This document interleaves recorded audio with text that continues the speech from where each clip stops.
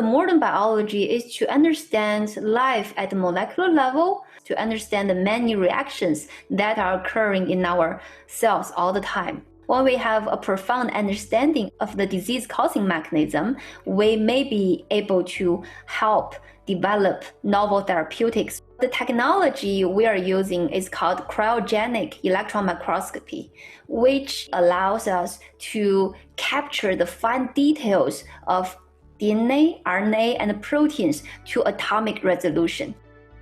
The key to obtain high-quality images of these tiny molecules is to make very thin layer of ice in which our samples are embedded.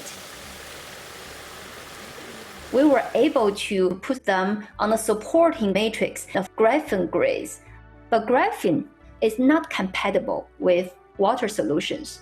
The UV ozone treatment developed by my postdoc Nieng Yan is the way to make the graphene grades water-friendly. The whole procedure all of a sudden became so simple. To me, this is only a starting point. For instance, now with COVID-19, just imagine if you can visualize how the virus uses spike protein to attach to the cellular surface, then you may be able to design some small molecules that can disrupt their interaction to prevent the infection.